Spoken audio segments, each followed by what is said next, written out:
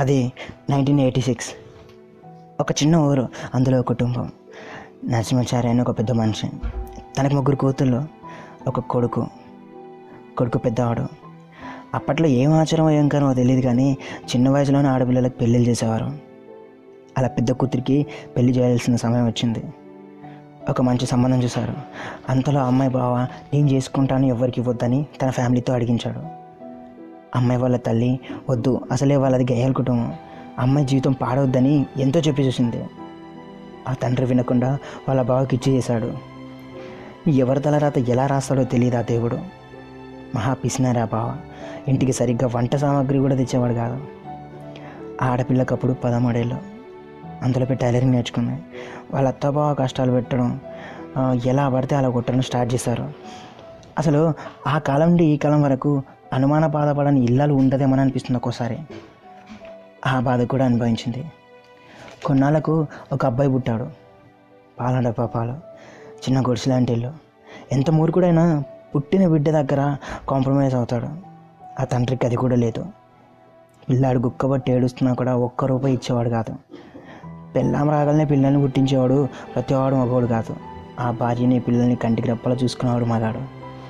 పగలు రాత్రి తేడా లేకుండా కుట్టి ఆ డబ్బుతో పిల్లాడి ఆకలి తీర్చేది. మరి కొన్నాళ్ళకు 2వ కొడుకు పుట్టాడు. ఆమెకు మరింత కష్టమైంది. పోపు డబ్బాల్లో రూపాయి బిళ్ళలు దాచుకొని సాయంత్రం రాగానే లెక్క పెట్టుకునే తండ్రి ఇచ్చాడు ఆ దేవుడు. ఒకరోజు చిన్నపిల్లాడు ఏడుస్తుంటే ఆ డబ్బాలోంచి ₹1 తీసినందుకు ఆమెను ఎంతో కొట్టాడు ఆ భర్త. ఒకరోజు ఆమెకు అనారోగ్యకరంగా హాస్పిటల్లో ఉండాల్సి వచ్చింది. అప్పుడు ఆ భర్త ఏం చేశాడో తెలుసా? ఇంటి దగ్గర వేరే ఊరికి వెళ్ళి 2వ పెళ్లి చేసుకున్నాడు. ఎంత సిల్లిగా చేసుకున్నాడు కదా. ఆ బాధ్యత లేని భర్త. ఆ విషయం ఈమెకు తెలిసింది. కోర్టులు కేసులు అన్నింట్లో గెలిచింది. అతనిపై ఉన్న ఇంటిని పిల్లల పేరుపై రాయించింది. ఇక ఒంటరి ఆడది. 2 ఊహ తెలియని పసివాళ్ళు. ఎక్కడ కుట్టు మిషన్లో చేపెడతారో అని నడుము కట్టుకొని బట్టలు కుట్టేది. మాటికి వియ్యపురాల కొట్లాటలు అన్నీ భరించింది. పెద్దవాడిని 5వ తరగతి వరకు చదివించింది, పనికి పంపించింది. పెద్ద కొడుకు కూడా చాలా కష్టపడేవాడు. అమ్మ తమ్ముడు అంటే ఎంతో ప్రేమ.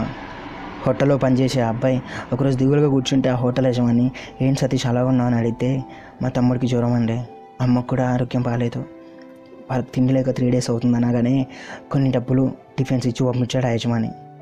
కడుపు కాలిన రోజులు, కన్నీళ్ళు తాగి బ్రతికిన క్షణాలు గడిచాయి. చిన్నప్పటి నుండి కుట్టి ఆ చక్రం తిప్పుతూ జీవిత చక్రాన్ని తిప్పుతూ వస్తుంది. 2018 చిన్న కొడుకు జాబ్కి వెళ్తున్నాడు. పెద్ద అబ్బాయి పెళ్ళై వేరు కాపురం ఉంటున్నాడు. ఆయన అందరు కలిసి ఉండేవాళ్ళు. ఇప్పుడు ఆ తండ్రి తప్పు తెలుసుకున్నాడు. జరిగింది ఏదో జరిగింది, కనీసం మాట్లాడండి అని అడుగుతున్నాడు. తన సెకండ్ భార్యకు ఒక పాప మాత్రం. ఆయన కనికరించింది ఆ తల్లి. అందరితో బాగుండాలి, మన కష్టమే మన మంచితనమే మనల్ని బ్రతికిస్తుందని పిల్లలకు చెప్పేది.